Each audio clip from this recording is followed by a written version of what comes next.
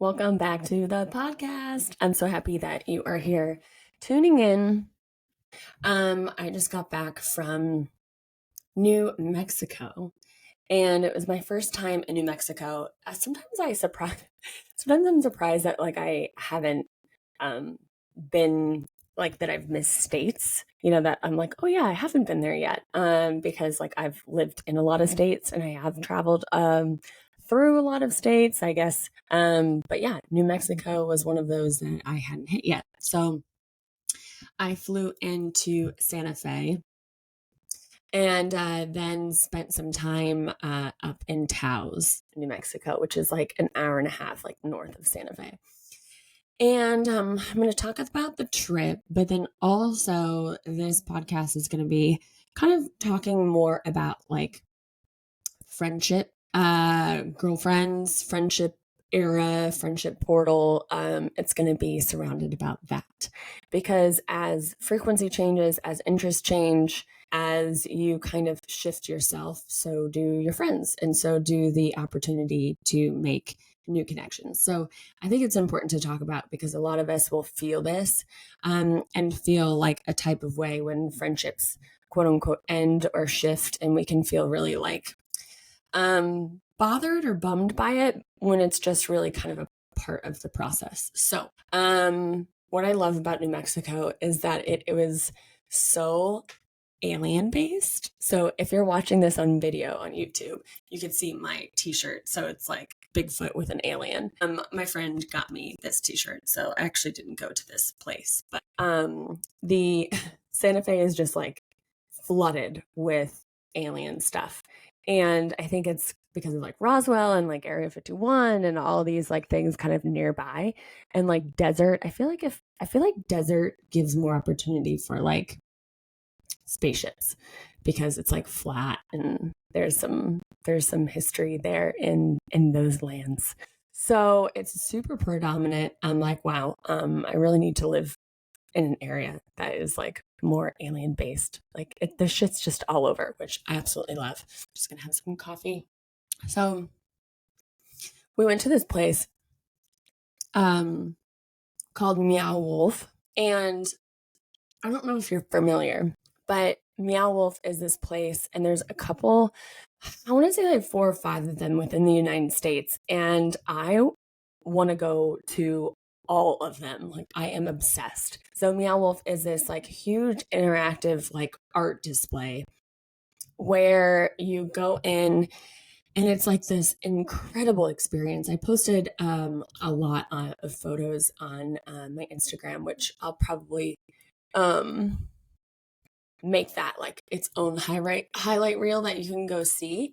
But it is just incredible. It was such a artist, oh my God, it just made my brain so satisfied. So you go in and it's this it started off in a house, and there is a story about a family that went missing, and it's clues about the family, about them researching nature and about this fog. Anyways, I won't spoil all of the things, but my dumbass was just oh my God, where's the family though?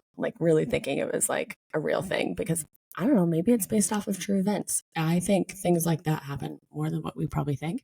Anyways, allegedly this is a made up story, which I didn't really clue in until halfway through the thing. I was like, oh, this is made up. This isn't real. Anyways, so there's books and journals about the family, and through the house, through you go through the refrigerator, and the refrigerator leads you into this portal, and then the underneath the fireplace leads you to another room. Anyways, all of these rooms just lead you into other rooms, and it's this whole big artist display of different, every single different area is so different from another. One was all black and white, the other is all Indian themed, then there's melted couches, and then there's this neon thing. It's just so stimulating in such a really good way. I absolutely loved it. So we spent a couple hours there, to be honest. And just 10 out of 10 recommend. I can't wait to go to other ones. And it just like activated so much within my like inner artist. And I was like, oh my God, I can't wait to go home and like make some stuff. I got one of their coloring books, which was really already really fun with like some of their wonky prints. And yeah, so I'm going to get into that. But then, so then we left. We only were in Santa Fe for like a day at the beginning and the day after. And then we went up to Taos. And Taos is such a cute town. Such like the whole place and the trip kind of like felt like my San Diego trip. Like it definitely felt like a time portal. It felt slowed down. One of my friends, I love the way that she described this. She's like, time just feels thick. Like it feels thick here in like a good way, where it's just like you're moving through it slowly. Like a few days there, it literally felt like we were there for like 2 weeks. So much had happened. Like the days were long, and it was just really exciting for to be on the trip. So anyways, the reason of the trip was I was going for my friend's birthday. And she brought 3 different friends that I didn't really know, or that I didn't know I knew of. And I've met maybe like once or twice. And so it was like this new connections with these girlfriends. And I was like, okay, cool. You never know how a trip will go when you don't know the people. And you never know how it will go with like girls, because like if you've ever been in a scenario where you're at a bachelorette party or at some girl trip and it just gives you the Mean Girls vibes, or it gives you like not included hidden jokes, and it can just be like, it's like that that sister wound. And I talked about this in one of my other podcasts from my like San Diego trip, and how a lot of sister wounds were getting healed from that trip. That's what the Oracle had said to us. And I felt that. I really felt that in more of a triggered way. So I felt like I was more triggered almost in Santa Fe, which allowed me to heal how I relationally relate to other women, and where I feel like I keep them at distance, or I got to evaluate where I am making judgments or where I'm making stories. And I even noticed it even in myself, like during this trip. And I'm like, wait a minute, this is like a story you're telling. And I was like, oh, I would think, they're all friends, and it's going to be hard for me to get in there. And I was telling all of these stories in myself, and I had to be like, let's put a pin in that. That's actually not true. This is just a story you're telling yourself.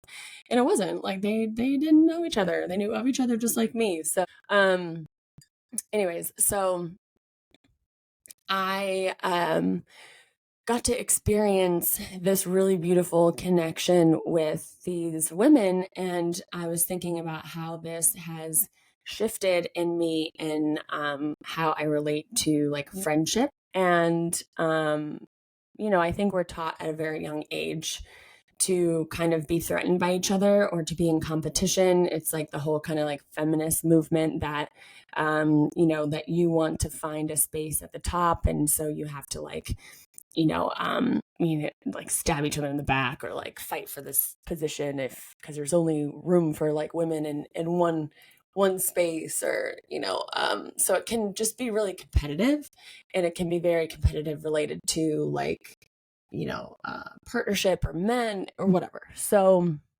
we have a lot of this in the background of like our society and how we relate to like feminine, masculine kind of energies. And we actually talked about feminine and masculine energies a lot on the trip. Anyways, so this is in process of being healed collectively, and personally, obviously, because whatever we're specifically going through is directly related to the collective, to the masses. So sometimes we think like, oh, our lessons are just our lessons, which yes, but the inner micro, smaller things are reflective of the macro. So as we heal these connections within ourselves, we heal that collectively, and we heal that ancestrally line, we heal the galactic lineage, we heal all of it. So it's time is all happening now. So we heal and change and impact the future as well as the past, as well as the present. I'm sure if you've listened to this podcast, you know all of that. So anyways, I felt more of this kind of like mesh together and heal these different open wounds that I have had in the past from past lifetimes and from this lifetime, feeling very wounded from friendship and not knowing how to close friendships correctly, how to cut cords correctly, how to lovingly release, or how to shift dynamics in order to help both sides. Like, I've not done that very well in the past.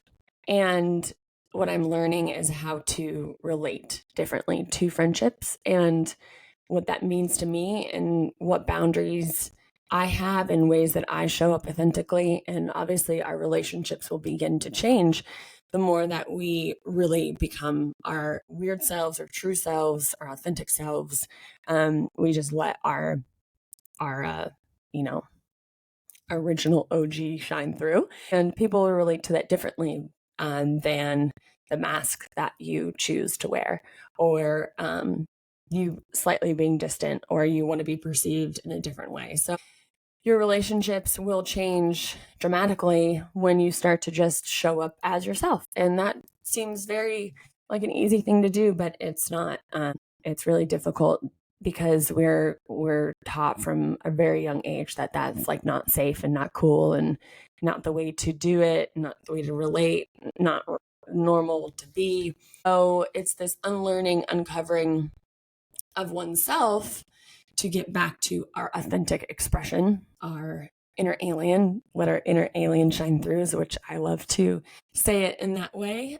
And there's a process that we start to take off the masks of ourselves. As I am more comfortable being my authentic self more and more as I get older, as I take off the layers, friendships change and how I relate change. And I think, it's interesting because we can look at romantic relationships and we understand that sometimes romantic relationships end, and it's more normal for that to like, to grieve the process of a romantic relationship and like, I'm going through a breakup, or I'm going through, you cut ties, or that ending is more acceptable and more understood. Yeah, I think it's more like, oh yeah, okay, going through a breakup romantically makes sense, but having friendships that end, or having an ending in friendship is not as like, I guess, viewed as important or like as impactful, because sometimes, when friendships end, it's just as painful as romantic relationships ending. A person that you've had in your life for a long time, or it doesn't even have to be a long time. It could be for a short, impactful time. And now all of a sudden it either shifts, or it disintegrates or dismantles or is no longer. And that could be really painful.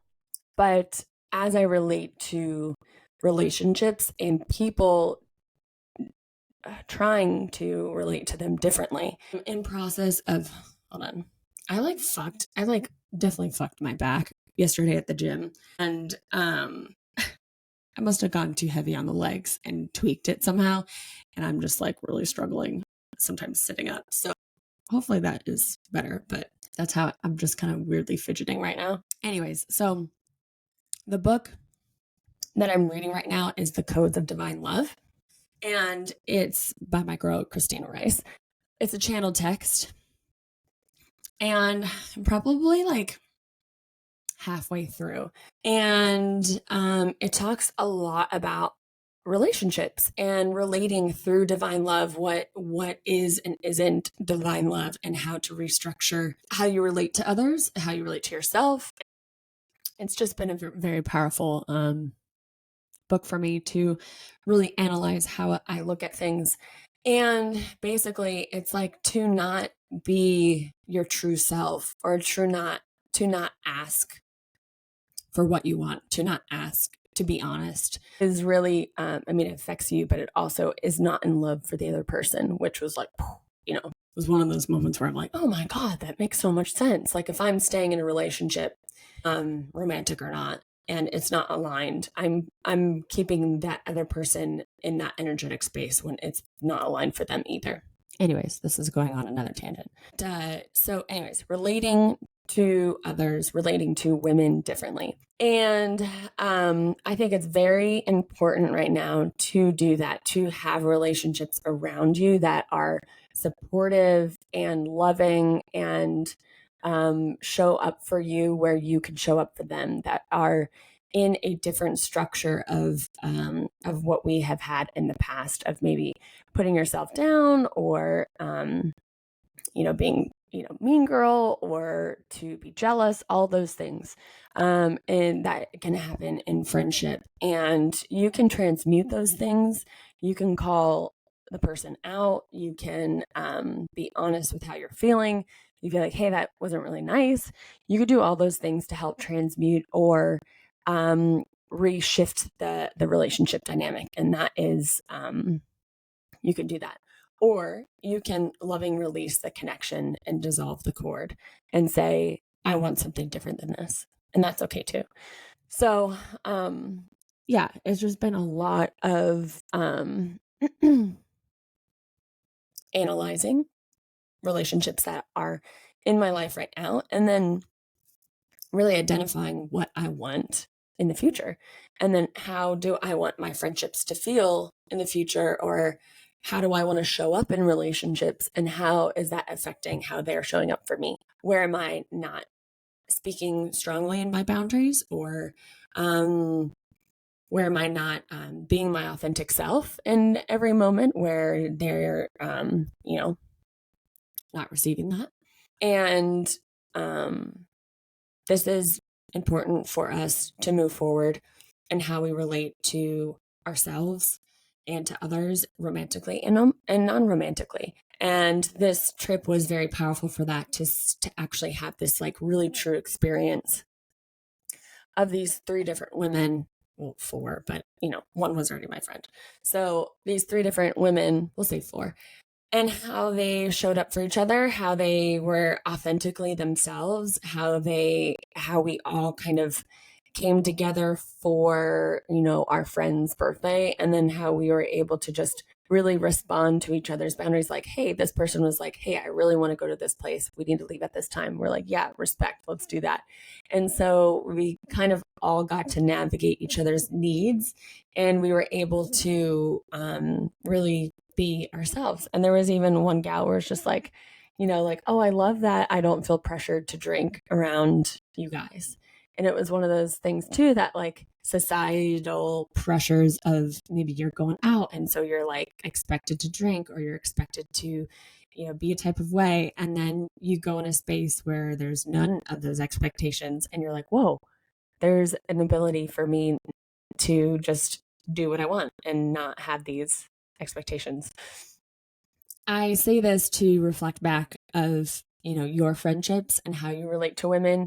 Does it feel supportive? Does it feel more threatening? Does it feel expansive? Because that's really, as we shift in frequency, as we start to relate differently and be our weirdo, alien, authentic selves, we get to attract, because that becomes like a resonant, magnetic situation. We get to attract these relationships that are different, that allow us to be more me, that allow us to be like more you. And as you start to shift, you'll see relationship shifts. And that's a really difficult thing, especially if you're used to certain people in your life, and you're used to certain people like being the main person or the main relationship. And it can be quite like jolting or triggering for like your ego, because you're like, wait, this person should be that for me. And if they're not, that's okay. And sometimes they're not right now, and then they will be again. So it's never like a concrete thing. Things are always moving and changing, and you have to allow your relationships to move and change as you move and change. just like, your hair and your body and the energy in itself. So really important to remember.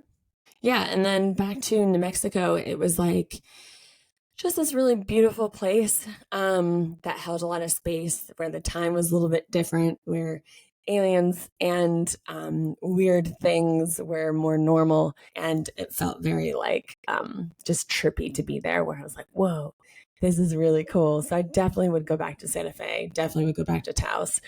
The air was dry. It was like desert, but there's mountains all around. And it was just a really different climate than, I haven't really been in the desert a whole lot. I've been to like the East and West Coast, more by ocean, Midwest, humid, but desert, dry heat. I haven't been exposed to that terrain a whole lot. So that was kind of interesting to feel and to look at. Like all the buildings were like in adobe, like kind of blending into the, what's it called? Like into the landscape. So sometimes you couldn't really see like the buildings because they were the same color as like the dirt. So that was really cool.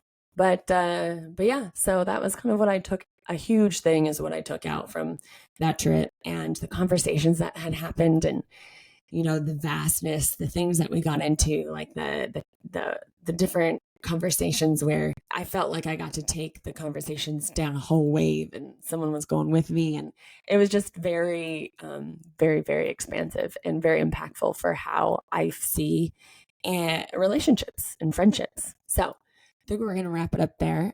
If you resonate with this, or if you have a new friend, or if you are feeling like you want to send this to someone, I super appreciate that. It helps grow the podcast. It helps grow the show. You can leave a review on wherever that you're listening to. And that really, really, really helps. And I love seeing the reviews come through. And then if you're watching the video on YouTube, you can watch my face if you want. But if you are watching on YouTube, just give me a thumbs up. Send me a comment on what you took from this, or how you're relating to friendships differently. And yeah, until then, stay alien. Let's get weird. And I'll see you in the next episode.